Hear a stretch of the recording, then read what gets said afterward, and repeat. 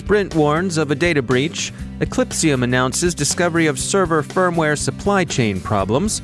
Bluetooth Low Energy may be less secure than thought. Congress hears about U.S. Census cybersecurity, ransomware, and continuity of operations. The FBI offers help decrypting GANCrab-affected files. Venafi on why financial services are especially affected by certificate issues. Congress asks to see NSPM 13, and an arrest is made in Bulgaria's tax agency hack.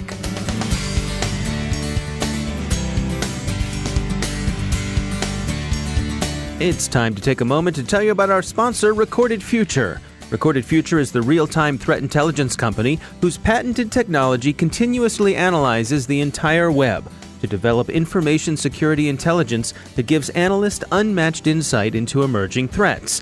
And when analytical talent is as scarce and pricey as it is today, every enterprise can benefit from technology that makes your security teams more productive than ever. We here at the CyberWire have long been subscribers to Recorded Future's Cyber Daily, and if it helps us, we're confident it will help you too. Subscribe today and stay a step or two ahead of the threat. Go to recordedfuture.com/cyberwire to subscribe for free threat intelligence updates from Recorded Future. That's recordedfuture.com/cyberwire. And we thank Recorded Future for sponsoring our show. Funding for this CyberWire podcast is made possible in part by ExtraHop, providing cyber analytics for the hybrid enterprise. Learn more about how ExtraHop Reveal X enables network threat detection and response at extrahop.com. From the CyberWire studios at Data Tribe, I'm Dave Bittner with your CyberWire summary for Wednesday, July 17, 2019. U.S. Telco Sprint has warned customers that unauthorized persons may have obtained access to their Sprint account. The hackers obtained access in some unspecified manner through the Samsung.com Add-a-Line website. Sprint says it's taken steps to secure its customers' accounts. Security firm Eclipsium has an account of how a firmware supply chain problem has cropped up in several marks of servers. The issue involves the BMC, that is the baseboard management controller, and devices from at least 6 different manufacturers are affected. Eclipsium found 2 distinct vulnerabilities. First, some BMC firmware update processes fail to verify cryptographic signatures verification before accepting updates. And second, the BMC code that performs the firmware update contains a command injection vulnerability. Some server vendors, notably Lenovo, have released updates and mitigations to address these problems, but Eclipsium notes that supply chain issues of this kind tend to be persistent and can be difficult to fix. Researchers at Boston University report that they've demonstrated they can defeat the MAC address randomization Bluetooth Low Energy uses to protect devices from being identified and tracked. There's a wide range of ways in which Bluetooth Low Energy can be implemented in a device, but the researchers' conclusions suggest that this isn't as simple a matter as, for example, making sure your AWS S3 buckets are left open to the Internet.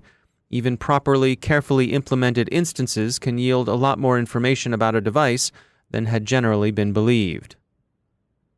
Congress is raising concerns about the 2020 U.S. Census. This is the first U.S. Census in which a significant portion of the data collection will be done online, with the attendant possibility of hacking, and the customary a priori jitters are to be expected. The Government Accountability Office testified before Congress that although the Bureau, that is the Census Bureau, has taken initial steps to address risk, additional actions are needed as these risks could adversely impact the cost, quality, schedule, and security of the enumeration. End quote. The GAO said it had identified some 330 corrective actions back in May that it brought to the Census Bureau's attention.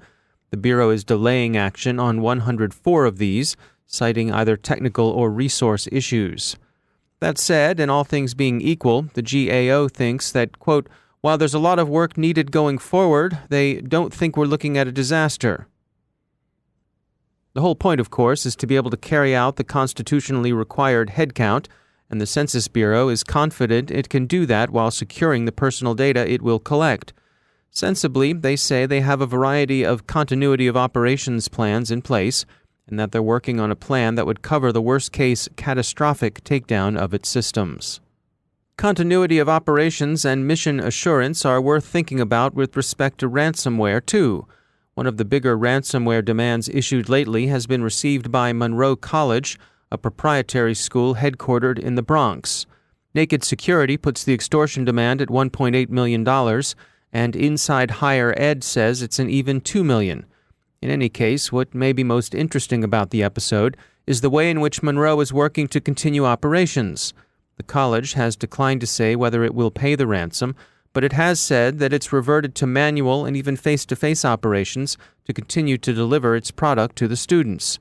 As President Mark Jerome put it, quote, "We're simply doing it the way colleges did before email and the internet, which results in more personal interactions." Quote. Given the way in which schools and city governments have been clobbered by ransomware over the course of this year, this particular fallback, readiness to revert to manual backup, is well worth considering. Every organization has a mission, and IT systems are there to facilitate accomplishing that mission. So it's worth thinking in terms of continuity of operations and mission assurance. If we may be permitted a local observation, had the city mothers and fathers of Baltimore devoted some time and attention to this, they wouldn't have found themselves in this year's ongoing ransomware pickle. And the citizens of Charm City would be spared the sticker shock of a huge water bill that represents a catch-up bill after months of downtime. Facebook has been under a good bit of scrutiny lately for a variety of things, not the least of which is their recently announced move into cryptocurrency and digital wallets. Tamika Smith has more on that story. We're approaching a month since Facebook announced its new cryptocurrency, Libra, and their digital wallet, Calibra. The tech giant's move has spawned an increase in domain permutations, drawing out hackers and scammers across the web seeking a payday. Here to talk more about this is Alex Girikou. He's a strategic intelligence analyst at Digital Shadows. Hi, Alex. Welcome to the program. Hey, Tamika. It's good to be here. Okay, so you recently wrote an article that delves into how scammers and hackers have seen this sort of like a gold rush. So let's start with charts you created. What were you looking for in the results? I initially was doing some research completely unrelated for a client report, and I had noticed that there was a weirdly high number of domains that were being created that essentially appended the client's name brand with either Libra or Calibra. And I thought to myself, hey, that's a little bit weird because spoof domains are extremely common, but it's a bit more rare to see a consolidated effort like this. And so that got me thinking. What I did was I went into Shadow Search, which is a tool that searches across Digital Shadow's data repository and basically includes everything from Whois records and CVEs to threat actor profiles and dark web search results. And I used that to pull up a list of all the domains that we had collected on that either had Libra or Calibra in the URL that were created either on or around the days of the announcement, which was on June 18th. Interesting. So all of the domains that were set up on the 18th, as you categorize them in your article, they're hosting malicious content, but they're split up into different categories. Can you talk about that? Yeah, so essentially the three different categories that I came up with were the boring ones, so those that aren't really doing much, they're sitting there, parked, not hosting content. But the more interesting ones I split into the two different categories, so they were either directly impersonating the Libra Calibra website, or they were using the Libra Calibra brand to run a type of scam. Does GDPR have a role to play in what countries are going to be hit the hardest by this? So the way that GDPR will work is that it's really only going to be effective on the companies themselves and whether or not they operate within essentially the jurisdiction of GDPR. It's not really going to curb anything that these criminals are going to do. In the long run, it might tighten up security controls that the companies will have in place and kind of put these up in the forefront within an organization's policies. And that in itself could make it more difficult for attackers to target these kinds of organizations. So now let's look at cryptocurrency in itself. It's not new. Everyone knows about cryptocurrency. One of the ones that became very famous is Bitcoin. But now, Facebook is in the game as well. And they're attracting a lot of attention, garnering attention from political figures and the banking industry. What makes their cryptocurrency different from, say, Bitcoin? Yeah, so everyone knows about Facebook. They're extremely popular. They have a strong footing in the tech world. And so like you said, it's natural that they attract a lot of this kind of attention. As of right now, Facebook has no plans on offering Calibra's digital wallet services in its largest market in India. And India has made it very clear that they're not happy with having a private cryptocurrency in their market as well. So much so that the country's economic affairs secretary said in a Bloomberg interview that they would not be comfortable with the private cryptocurrency and that they will be proposing stringent penalties, including prison sentences up to 10 years.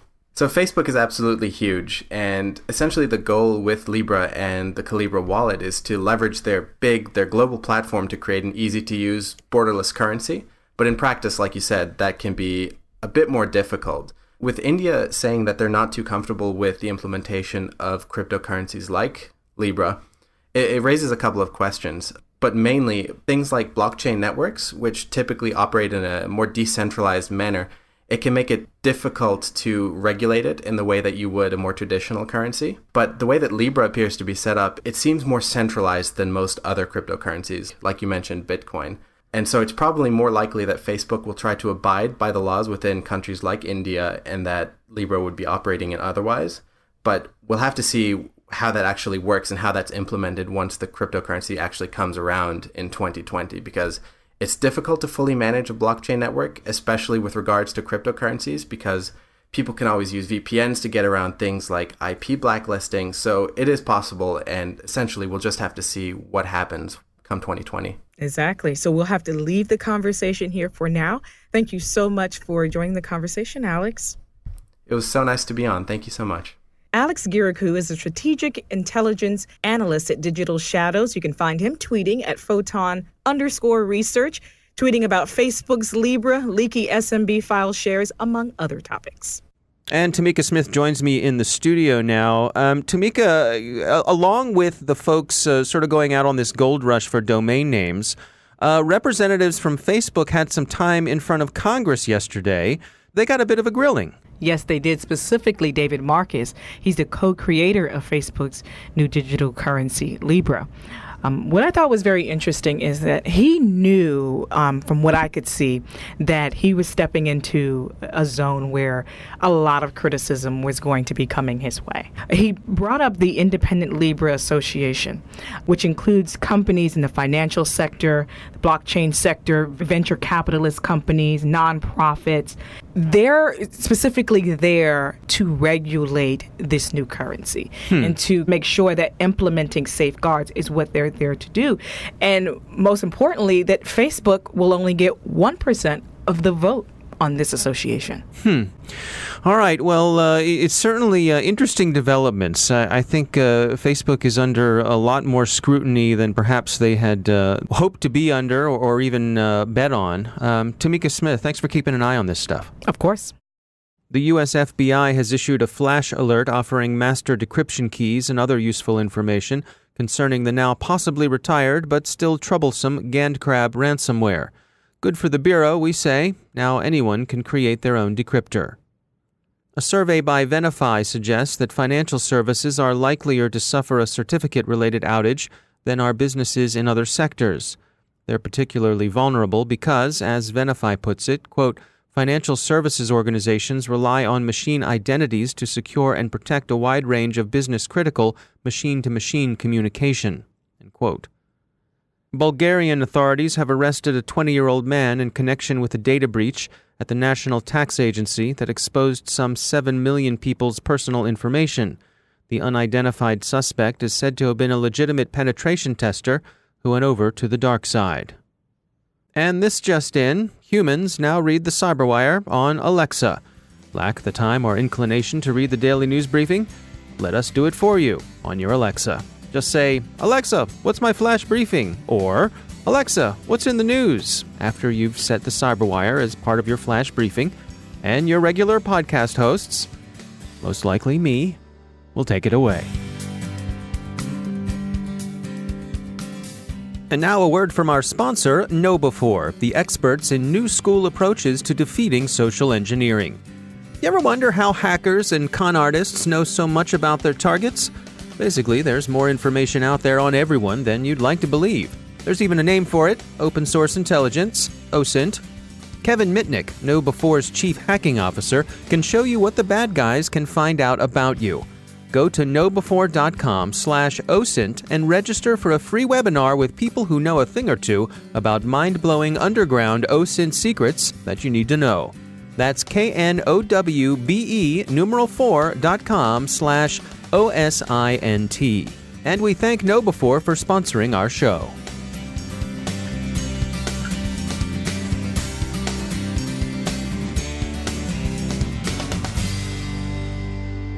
And joining me once again is Ben Yellen. He's a senior law and policy analyst at the University of Maryland Center for Health and Homeland Security. Ben, it's always great to have you back. Saw a publication, this was a press release from the EFF, the Electronic Frontier Foundation, and this was outlining how Justice Department efforts to break encryption of Facebook Messenger must be made public. What's going on here? So last year, the DOJ made an effort to obtain the Facebook messages of a customer who they believed was involved in gang activity, specifically the MS-13 gang, the one that we've heard so much about over the past several years. Facebook, as most technology companies have done, refused the request. DOJ tried to get an injunction, get a court order to hold that company in contempt and actually force them to break their own encryption. If this sounds familiar, it is. I mean, most famously, we saw it with Apple and the FBI back in 2016 when the FBI wanted access into the device used by the terrorists in San Bernardino. Right. They got into a major legal skirmish. Eventually, FBI was able to break encryption without getting Apple's cooperation.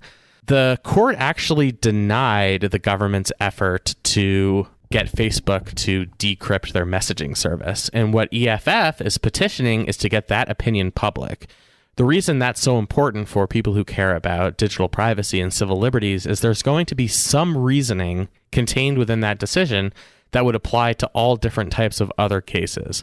Now, depending on what court that is, that could be mandatory authority if it's in a federal court that's located in California and that would have to rely on this decision, or it can be persuasive authority where courts from other states might look to this California case and say, here's really persuasive reasoning as to why we should not force Facebook to decrypt their own messaging service.